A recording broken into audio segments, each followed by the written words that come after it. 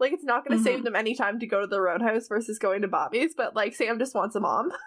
Sam's like, this is a mom situation. Also, the Roadhouse has more food. And more, like, other hunters. They're like, we need help.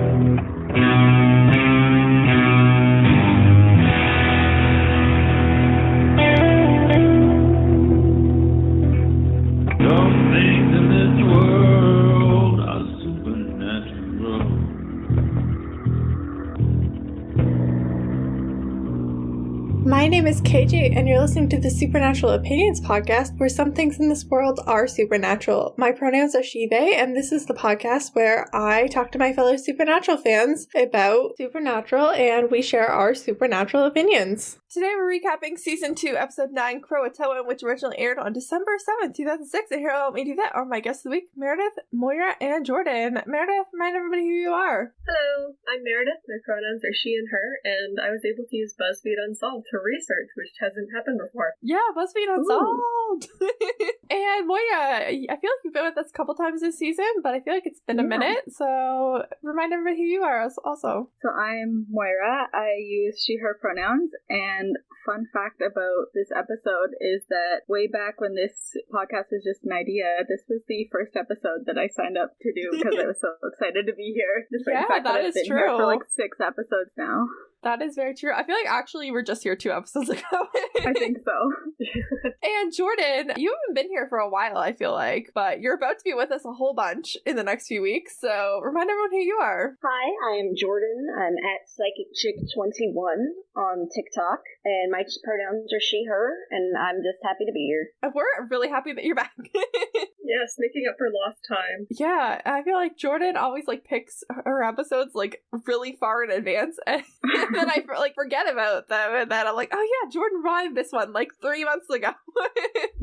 But yeah, Moira was technically the first person to sign up for this episode, like before Meredith was even on board to do this podcast. Yeah, that's an accomplishment. Yeah, she got here early. Yeah. This week's episode will contain spoilers for this episode and may reference previous episodes, but will not contain spoilers for later episodes of Supernatural. We might talk a little bit at the very end of this episode, actually, about the next episode, just because like at the end is kind of like left on a cliffhanger. We might talk about the resolution of that. We might not. I don't know. We haven't recorded that part yet. But this episode is titled Croatoan, and that's a reference that is explained in the episode more or less. But essentially, some colonizers set up on Roanoke Island in like 1857, and John White went back to England for a couple years. And when he got back, all the people were gone. I would hope that the supplies he was supposed to getting delivered, like he was supposed to go get supplies, and he was gone for 3 years. I hope that those weren't like vital, because that would be the mystery. That would solve the mystery right there. Yeah. I mean, this isn't really that hard of a mystery to solve. No, I don't think so either. It's like, hey, we need food. Let's go to a different island. Literally. Yeah. I'm a big fan of Occam's razor in that, like, the most likely answer is the simple one, and these people just, like, integrated with the Croatoan tribe. That's what the word Croatoan's all about. Yeah. Also, you said 1857. Did I say 1857? I meant 1587. It's a few hundred years earlier. Numbers get confused in my head. That's okay. Yeah. Secretly, they're Victorian. Yeah, they really just wanted to be Victorian. And so they time traveled 300 years. It's fine. They're not early modern anymore. But yeah, John White was like, I'll go get supplies. And then, like, England and Spain got into, like, a little war, and he, like, didn't make it back for 3 years. Yeah. Because that's how things used to work. Exactly. I'm sure we will talk so much more about this in the episode and in the mythology section, so we're just gonna move on. Yep. This week's episode was written by John Sheban and directed by Robert Singer. We've seen both these gentlemen before. We last saw Robert Singer directing in Season 2, Episode 3, Bloodlust, which is gonna be relevant in this episode. And John Sheban last wrote the episode before that, 202 Everyone Loves a Clown, which I think might have been the last time Jordan was here. Jordan, have you been here since then? I don't think I've been here since then. You were definitely here for that, though. Oh yeah, I was, for sure. And then before we get into the recap, I feel like I've been very clear on my stance on this before, but I really just felt like this episode in particular needed a reminder. I do find Sam and Dean's relationship very fascinating, and this episode really leans into how far they're willing to go for each other, but I would like to make a statement right now, blanket statement for the entire podcast, that I do not view any part of their relationship as romantic. These are brothers. They are blood related. I shouldn't have to make such a strong statement on it, but I do, so I am. What is the world coming to? I mildly, barely respect the fact that other people do ship this as romantic, and you know what? Do what you want to do, but don't drag me into it. I think that there's a familial bond, a brother bond, a parent-child bond. It's cemented by childhood trauma bonding and low self-worth, but I do not want to be accused of romantically shipping two brothers, and I also don't want to avoid talking about their codependency so that I don't get accused of shipping. I want to talk about them, and I don't want to have to deal with incest. Yep.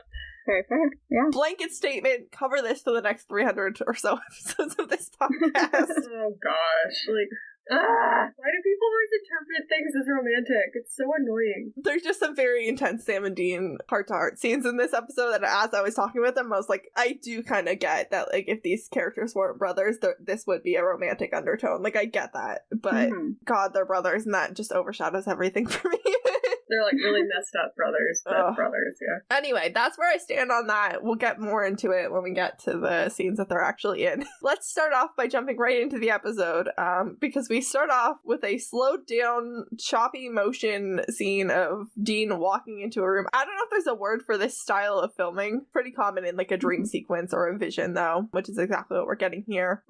Dean is walking into a room. There's a young guy tied to a chair begging for his life, and then Dean shoots him, and that causes Sam to wake up because it's all been a dream. And it was a rough dream. Sam wakes up on the floor beside the bed. Yikes. He's not even in the bed anymore. Sam and Dean immediately hit the road, and Sam knows that the town is Rivergrove, and he's certain it's the Rivergrove in Oregon because he saw a picture of Crater Lake, which looks gorgeous. I've never been, but it looks beautiful. Sam is explaining his vision again, and Dean is trying to get more information, but Sam doesn't have any more information, and Dean is very offended that Sam thinks he might shoot an innocent man, and so we didn't have multiple episodes this season where Dean wanted to kill people or monsters who did not need, by definition of Sam's moral code, to be killed. How dare you accuse me of things that are completely true. You also might recall 2 minutes ago when I mentioned that Robert Singer, the director of this episode, previously directed Bloodlust, which was an episode entirely about Dean realizing that he might have killed things that didn't deserve it. No, it's fine. As with all, like, dream visions, it's hard to get the full context. Yeah, there's definitely some missing context here. Dean and Sam do that fine thing that you do twice. They did it twice. It's like that thing you do when you're mad, but you're agreeing. Sam points out a guy that he recognizes from his vision, so they decide that they're going to pretend to be U.S. Marshals and just approach this dude. He's got a gun. It's Gunman. Yeah, Gunman. His name's Master Sergeant Mark, but he's just Master Sergeant for a really long time.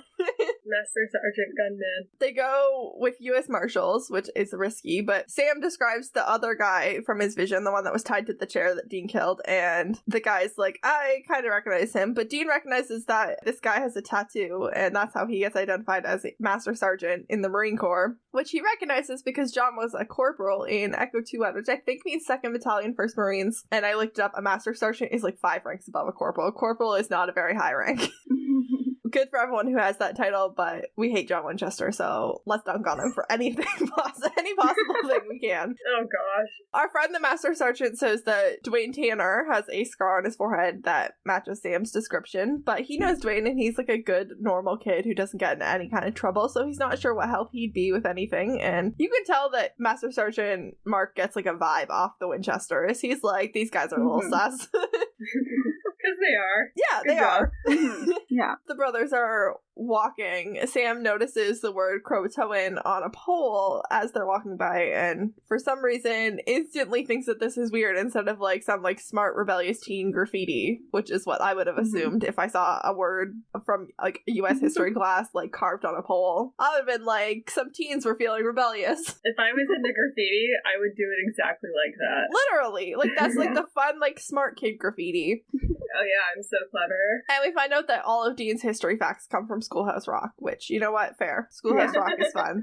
Sam prompts Dean for some details about Roanoke, and that rings a few bells for Dean finally, and Sam's like, whatever's happening in my vision was really bad. I feel like this can't be a coincidence. And I'm like, it kind of could be.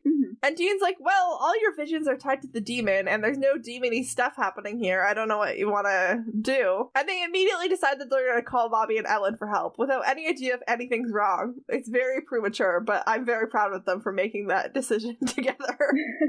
They're like, this sounds like it could get bad. Let's just preemptively call Bobby and Ellen instead of calling them when it's, like, down to the wire. So, like, no one's on team no case this week. Yeah, they're on team case 100%. Sam's visions have not gone wrong in terms of team case yet. I'm really proud of them. They're growing up. However, neither of them have cell service and the payphone's out of service, and Dean immediately says if he was gonna massacre a town, cutting off the phones would be his first step. And I'm like, buddy, do you want to tell us something? Is this something you've thought about doing a lot? Do you need to talk to somebody? I mean, you haven't? He thought he had no, like, thought. He was just like, well, the phones are out. Obviously someone's about to kill everyone in this town.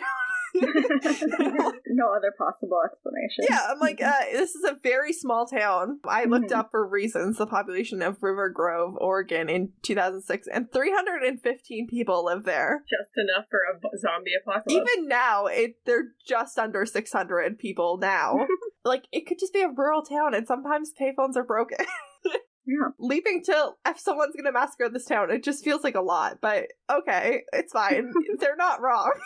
The boys drive up to the Tanner family home, and Dwayne's brother Jake opens the door and tells them that Dwayne's on a fishing trip, and Jake's dad also comes to the door, and they have slightly conflicting stories on whether or not Mrs. Tanner is home, and the boys just, like, get a bad vibe from that. Yeah. Everyone has bad vibes this week.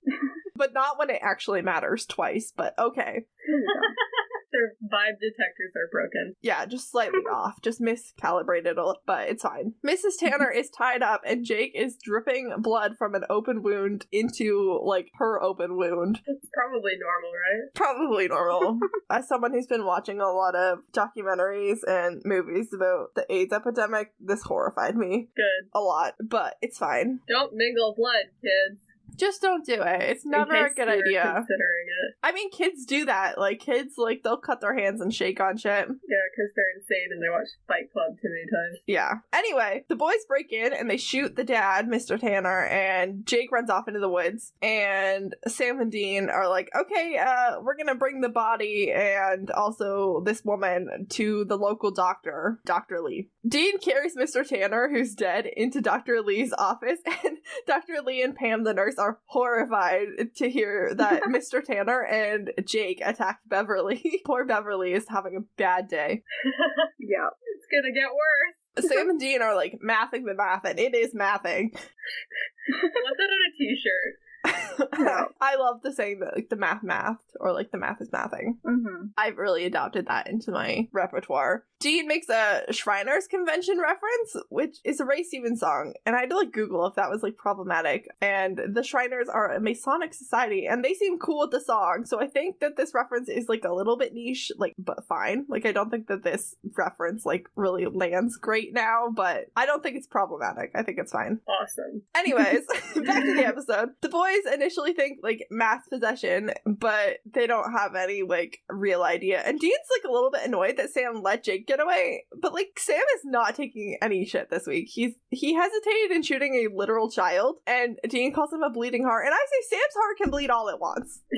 Like, you can't unshoot a kid if the kid is fine. Exactly. Bleeding heart. Why didn't you murder that boy? Literally.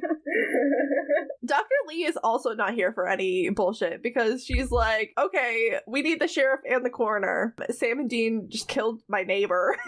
We're gonna need some answers, but the phones and the radio are still out, and we find out that Sam and Dean have a police radio.